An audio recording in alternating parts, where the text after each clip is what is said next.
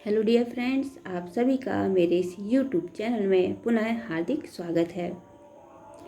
आज हम जिस सिद्धांत की चर्चा करने जा रहे हैं, इस सिद्धांत को समाज वैज्ञानिकों ने माइक्रो स्टडीज़ के अंतर्गत समझाने का प्रयास किया है।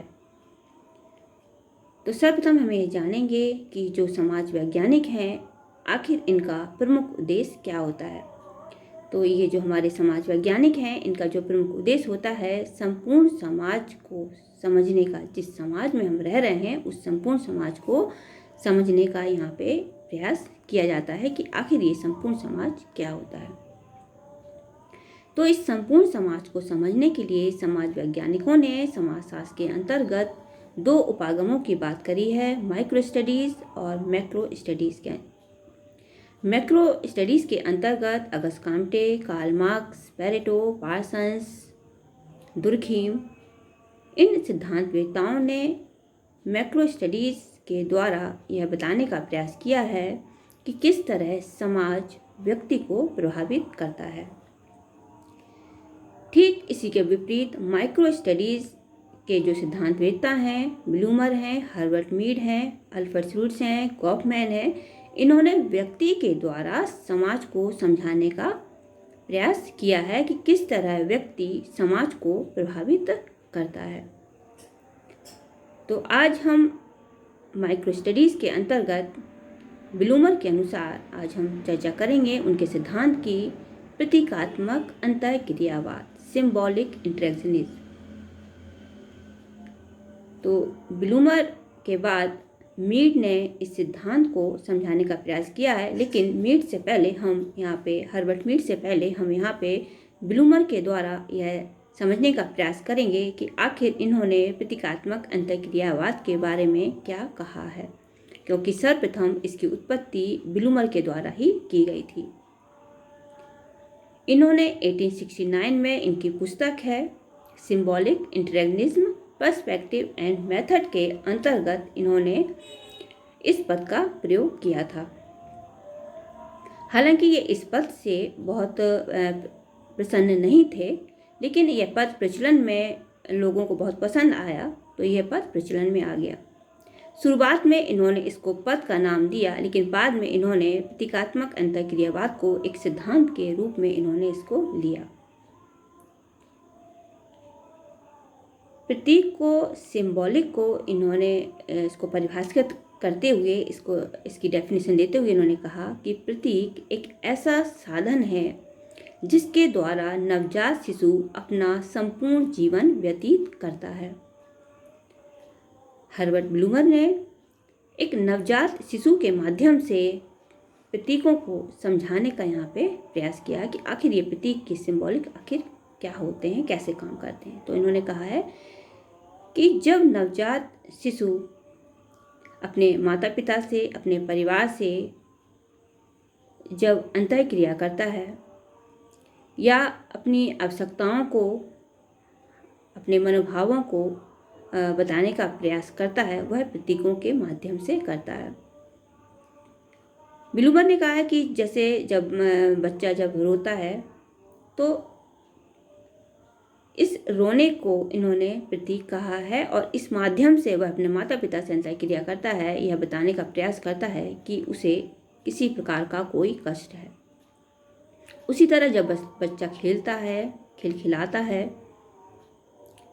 तो इसके माध्यम से वह यह बताने का प्रयास करता है कि वह खुश है। तो कहने का आशय यह है कि ब्लूमर कह रहे हैं कि नवजात शिशु अपने प्रतीकों के माध्यम से अपने परिवार, अपने माता पिता से, अपने परिवार से अंतःक्रिया करता है और अपने आवश्यकताओं को वह समझाने का, अपनी अभिव्यक्ति को बताने का वह प्रयास करता है। उसी तरह इन प्रतीकों के माध्यम से माता पिता भी अपने बच्चों की अंतःक्रिया को समझने का प्रयास करते हैं। अब ब्लूमर कह रहे हैं कि जो अंतःक्रिया होती है, जो या प्रतीक होते हैं, यह केवल एक नवजात शिशु तक ही सीमित नहीं होते हैं। यह वयस्क होने पर भी यह प्रतीक व्यक्ति की जीवन में महत्वपूर्ण भूमिका निभाते हैं। इन्होंने कहा कि जिस तरह जो मनुष्य होता है अपने चारों तरफ कई प्रकार के प्रतीकों से घिरा हुआ होता है।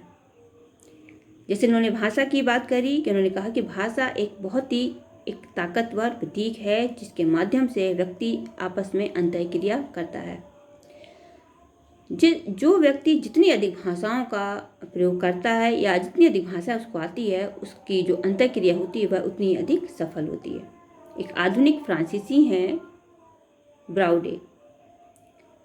इन्होंने भाषा को एक शक्तिशाली प्रतीक माना है कि भाषा के माध्यम से व्यक्ति जब अंतःक्रिया करता है तो उसकी अंतःक्रिया के माध्यम से वह उसको समझाने का प्रयास करता है। उसी तरह यहाँ पे वेशभूषा की बात की गई है, चित्र की बात की गई है, कार्टून की बात की गई है, प्रतीकों की यहाँ पे बात की गई है कि एक चित्र है ना, एक चित्र किस तरह एक चित्र अपनी बहुत सारे एक बातों को है ना, जो एक शब्दों के भंडार के द्वारा जो हम समझने का प्रयास करते हैं, वो मात्र एक चित्र हमें एक कुछ ही क्षण में हमको ये बता देते हैं आखिर ये चित्र हमसे कहना क्या चाहता है, जो कई शब्द भी हमको कई बार नहीं समझा पाते हैं। उसी तरह वेशभूषा को भी उन्होंने प्रतीक कहा है कि वेशभूषा भी एक प्रतीक है जिसके माध्यम से हम यह समझ जाते हैं कि व्यक्ति यदि जिस वेशभूषा में है कि वह किस संस्कृति से बिलोंग करता है, किस क्षेत्र से बिलोंग करता है। इस वेशभूषा के आधार पर हम व्यक्ति को समझने का हम प्रयास कर लेते हैं। उसी तरह एक सामान्य कार्टून भी समाज में हलचल पैदा कर देता है। तो यहाँ ब्लूमर कह रहे हैं कि जब समाज में रहते हुए जो व्यक्ति आपस में अंतःक्रिया करते हैं वह कई प्रतीकों के माध्यम से करते हैं। तो हर्बर्ट ब्लूमर के अनुसार ये जो प्रतीक है, प्रतीकात्मक अंतःक्रियावाद है, सिंबॉलिक इंटरेक्शन है, इसको समझने से कई तथ्य हमारे सामने आते हैं।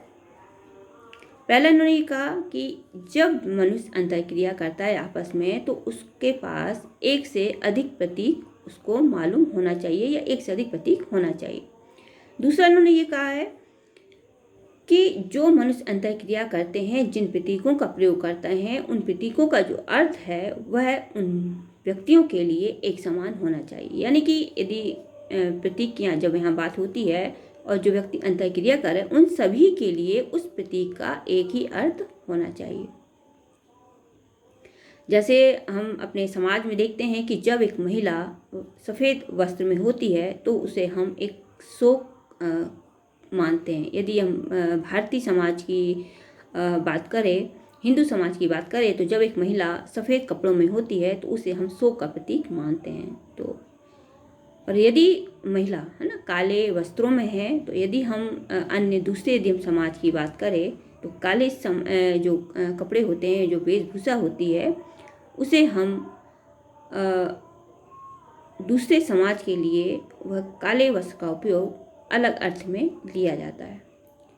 तो जब व्यक्ति आपस में जिन प्रतीकों के माध्यम से अपनी अंतःक्रिया करते हैं वह प्रतीक सभी के लिए, प्रतीक का अर्थ सभी के लिए एक समान होना चाहिए। तीसरा इन्होंने कहा है कि जो व्यक्ति होते हैं जब अंतःक्रिया करते हैं, इनका जो मनुष्य का जो विकास होता है, जो डेवलप होता है, इनके विकास में प्रतीकों का और समझ का, अंडरस्टैंडिंग का एक महत्वपूर्ण इनकी भूमिका होती है। तो ये जो ब्लूमर हैं, ये प्रतीकात्मक अंतःक्रियावाद जो इनका ये सिद्धांत है, ये जो थ्योरी है, सिंबॉलिक इंटरेक्शन की जो थ्योरी है, तो इस थ्योरी के माध्यम से इन्होंने समाज को ये समझाने का प्रयास किया है कि जो हमारे समाज में विभिन्न प्रकार के प्रतीक पाए जाते हैं वह कैसे, है ना, वह कैसे व्यक्ति जब आपस में अंतःक्रिया करते हैं कैसे एक दूसरे को उन प्रतीकों के माध्यम से समझने का प्रयास करते हैं। इसकी हम आगे और चर्चा करेंगे। हर्बर्ट मीड के अनुसार कि इन्होंने प्रतीकात्मक अंतःक्रियावाद के बारे में अपनी व्याख्या जो इन्होंने दी है उसके बारे में हम इसके नेक्स्ट जो वीडियो हमारा रहेगा वह हर्बर्ट मीड के अनुसार रहेगा कि प्रतीकात्मक अंतःक्रियावाद, सिंबॉलिक इंटरेक्शन क्या होता है। तो हम अपने नेक्स्ट वीडियो में इसकी हम चर्चा करेंगे। तो मुझे आशा है कि ये बहुत कम समय में बहुत ही सरल लैंग्वेज में मैंने आपको यहाँ पे बताने का प्रयास किया कि ये जो ब्लूमर हैं, समाज वैज्ञानिक हैं, इन्होंने अपने सिंबॉलिक इंटरेक्शन के सिद्धांत के माध्यम से हमें क्या बताने का प्रयास किया है। तो हम फिर मिलेंगे अपने नेक्स्ट वीडियो में। तब तक के लिए धन्यवाद, नमस्कार।